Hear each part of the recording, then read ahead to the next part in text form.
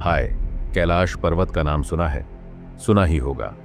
कैलाश पर्वत अपने आप में तो है ही बहुत मिस्टीरियस, मगर सिर्फ वो मिस्टीरियस नहीं है, उसका जो प्लेसमेंट है ना ऑन एन अर्थ, वो भी कमाल की जगह है।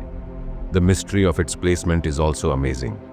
कैलाश पर्वत को एक्सिस मंडी ऑफ अर्थ भी बोलते हैं, और कैलाश पर्वत नॉर्थ पोल से 6,666 किलोमीटर दूर और साउथ पोल से 6,666 गुणा 2 किलोमीटर दूर है। आप समझ रहे हैं? इत्तेफाक नहीं है। This is just not a coincidence. At least I believe that. Today we are going to talk about 9 mysterious places in India. अभी मैंने आपको 9 में से एक तो बता दिया है, कैलाश पर्वत, but we will go a little more deeper into what Kailash पर्वत is। बहुत सारे लोगों ने कैलाश पर्वत के बारे में बहुत सारी बातें सुनी हुई हैं। मैं कोशिश करूंगा कि मैं आपको कुछ नई चीजें बताऊं, जैसे कि कैलाश पर्वत में जा आने वाले लोगों का एक्सपीरियंस कुछ ऐसा रहा है कि वहां जाने वाले लोगों के नाखून और बाल 3 गुना तेजी से बढ़ते हैं। फॉर एग्जाम्पल, अगर आपका एक हफ्ते में आपके नेल्स बढ़ते हैं तो वहां पे 2-3 दिन के अंदर वो पोजीशन आ जाता है आपके नेल्स का। और लोगों का ऐसा भी मानना है कि वहां जाने वाले लोगों का एज भी तेजी से बढ़ता है। So we once go and reach Kailash पर्वत, we start ageing faster. Science के पास इस बात का कोई पुख्ता जवाब नहीं है। शायद ये एक और रीजन है बहुत सारी कैलाश की मिस्ट्रीज के बीच में, जिसकी वजह से हम लोग माउंट एवरेस्ट तो चढ़ पाए, जो कि कैलाश पर्वत से भी ऊंचा है, मगर कैलाश पर्वत कोई नहीं चढ़ पाता। सेकंड, मानसरोवर लेक का नाम सुना है? आई एम श्योर सुना होगा। मानसरोवर लगभग सबने सुना है। कैलाश पर्वत के फुट हिल पे है। शांत पानी, it is a lake just like every other lake is, मगर it is on the highest of altitudes on earth. Mansarovar lake के बिल्कुल पास में एक और लेक है जिसके बारे में कम लोगों को पता है। उसका नाम है राक्षस ताल। जो राक्षस ताल है उसका पानी खारा है, समुद्र के पानी जैसा। आप उसे पी नहीं सकते। उसके आसपास में कोई वेजिटेशन नहीं होता है, उसके आसपास फूल पत्तियां कुछ नहीं होती हैं, और राक्षस ताल में लगातार लहरें आती हैं। साइंस के पास अब तक इस बात का जवाब नहीं है कि एक ही क्लाइमेटिक कंडीशन, एक ही एल्टीट्यूड में 2 अलग अलग लेक्स, जिनका पानी, जिसकी तासीर, जिसका स्वभाव बिल्कुल अलग अलग है, क्यों और कैसे, नहीं पता। उत्तराखंड बहुत खूबसूरत जगह है, बहुत सारी अच्छी जगहें हैं। नैनीताल उत्तराखंड में पड़ता है, मगर एक कमाल की मिस्टीरियस जगह है जिसको कहते हैं रूपकुंड। रूपकुंड का पानी जब सूखता है तो वहां से बहुत सारे इंसानों के कंकाल निकलते हैं, ह्यूमन बोन्स, ह्यूमन स्केलेटन्स, और which is why this lake is also called the lake of skeletons.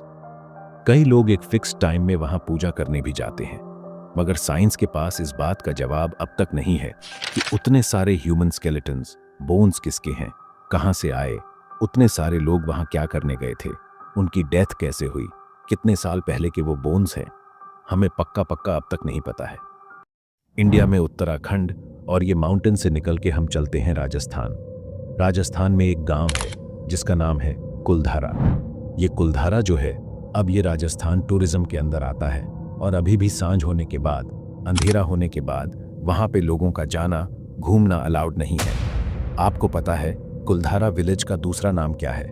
The village of ghosts.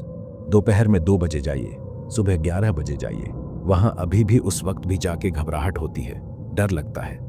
एक पूरा बसा बसाया गांव, उसमें रहने वाला हर शख्स, हर इंसान, हर चेहरा, सब एक रात में गायब हो गए, और हमें अभी तक नहीं पता कि एक पूरा गांव कहां चला गया।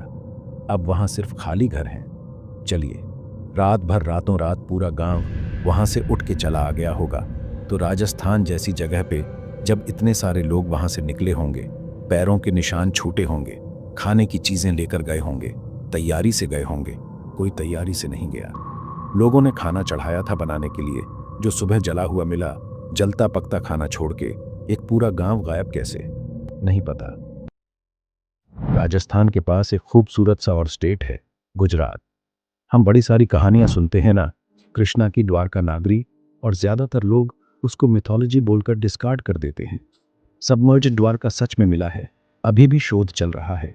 लेकिन आप सोचिए कि एक पूरा शहर, आप इमेजिन कर सकते हैं कि मुंबई या गोवा जैसा एक पूरा शहर डूब जाए, पानी के कई कई फीट अंदर चला जाए। ये सच है।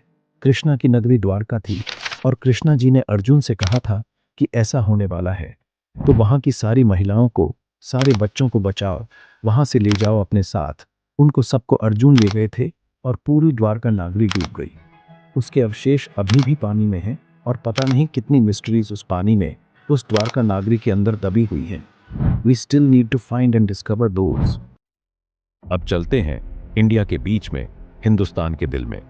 देखो, मध्य प्रदेश में अमरकंटक नाम का एक छोटा सा कस्बा है। बहुत मान्यता है उस जगह की, क्योंकि अमरकंटक से एक नदी का सृजन होता है।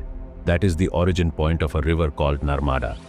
हमारी कंट्री में ज्यादातर जो नदी है वो ऊपर से शुरू होती है, नीचे की तरफ बहती है, नॉर्थ टू साउथ। मगर नर्मदा को पैटल नाडी कहते हैं, क्योंकि ये सेंटर से इंडिया के बीच से निकलती है और ऊपर की तरफ बहती है, नॉर्थ की तरफ। थोड़ा और नीचे आते हैं, मध्य प्रदेश से नीचे एक और बहुत कमाल का स्टेट है, महाराष्ट्र, जिसमें है मुंबई।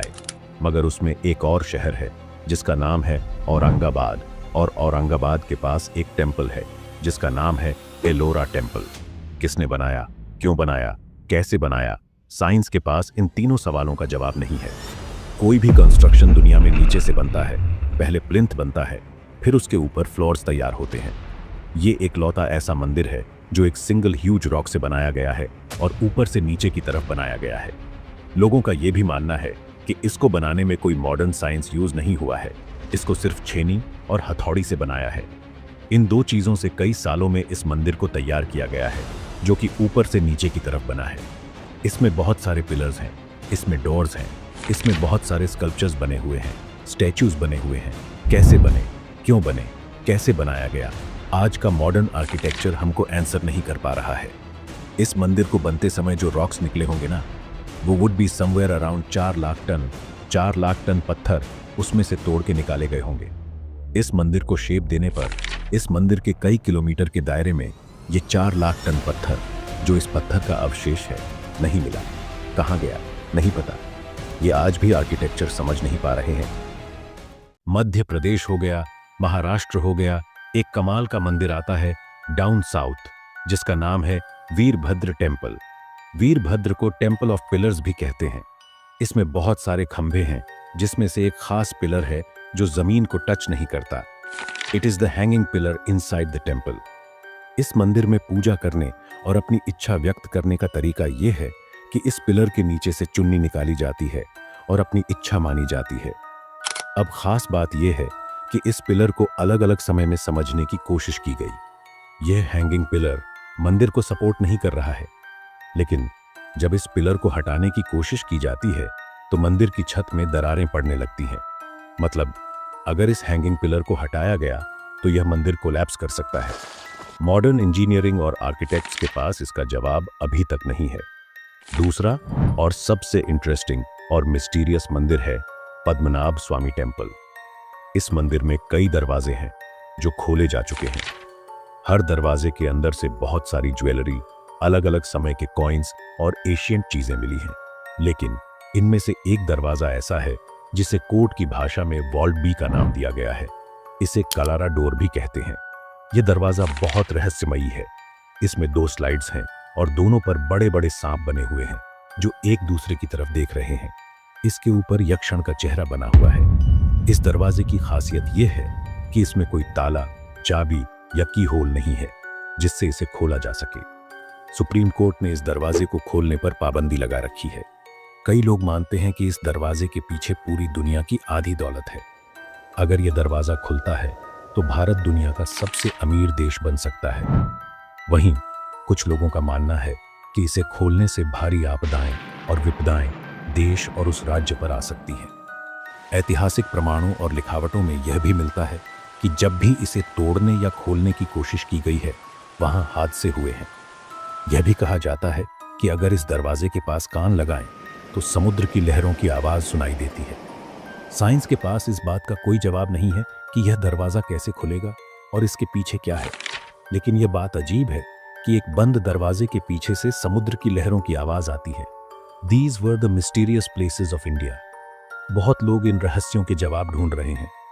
मुझे अगर कुछ पता चलेगा तो मैं जरूर बताऊंगा। Thank you.